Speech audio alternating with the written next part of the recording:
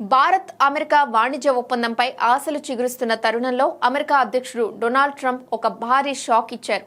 భారత సోలార్ ఎగుమతులపై ఏకంగా 126% టారిఫ్ విధిస్తున్నట్లు ప్రకటించారు. అసలు ట్రంప్ తీసుకున్న ఈ నిర్ణయం వెనుక ఉన్న కారణాలేంటి? ఇది భారత్ అమెరికా వాణిజ్య ఒప్పందాన్ని ప్రమాదంలో పడేస్తోందా? మన సోలార్ పరిశ్రమకు కలిగే నష్టమెంత?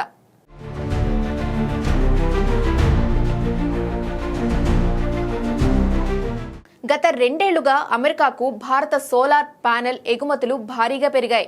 2022తో పోలిస్తే 2024 నాటికి ఇవి 9 రెట్లు పెరిగి సుమారు $792 మిలియన్ చేరుకున్నాయి. అయితే అమెరికా వాణిజ్య విభాగం ఇప్పుడు దీనిపై ఉక్కుపాదం మోపింది. భారత ప్రభుత్వం తన దేశీయ తయారీదారులకు ఇచ్చే సబ్సిడీల వల్ల అమెరికా కంపెనీల కంటే తక్కువ ధరకు భారత్ సోలార్ ప్యానెల్స్ అమ్ముతోందని ట్రంప్ ప్రభుత్వం ఆరోపిస్తోంది. అందుకే 126% భారీ సుంకాన్ని విధిస్తున్నట్టు ప్రకటించింది. కేవలం భారత్ మాత్రమే కాదు, ఇండోనేషియా, లావోస్ వంటి దేశాలపై కూడా అమెరికా ఇవే రకమైన ఆంక్షలు విధించింది. దీని వెనుక ప్రధానంగా చైనా భయం ఉందని విశ్లేషకులు చెబుతున్నారు.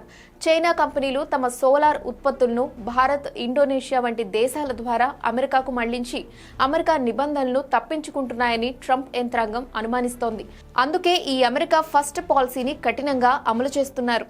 భారత్ అమెరికా మధ్య ఒక కీలక వాణిజ్య ఒప్పందం కుదరబోతున్న సమయంలో ఈ నిర్ణయం రావడం ఆశ్చర్యం కలిగిస్తోంది. గతంలో 50% ఉన్న సుంకాలను 18% తగ్గించేలా ఇరు దేశాలు ఒక ఫ్రేమ్ వర్క్ పై చర్చలు జరిపాయి.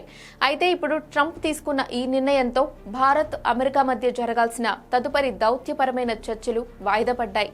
ఇది రెండు దేశాల మధ్య ఉన్న వ్యూహాత్మక భాగస్వామ్యాన్ని దెబ్బతీసే అవకాశం ఉందని నిపుణులు హెచ్చరిస్తున్నారు.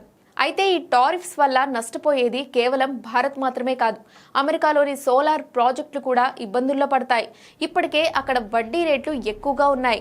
ఇప్పుడు చౌకగా వచ్చే భారత సోలార్ ప్యానెల్స్ ఆగిపోతే అమెరికాలో సోలార్ ప్రాజెక్టుల ధరలు పెరిగిపోయి పర్యావరణ లక్ష్యాలను చేరుకోవడం కష్టమవుతోంది.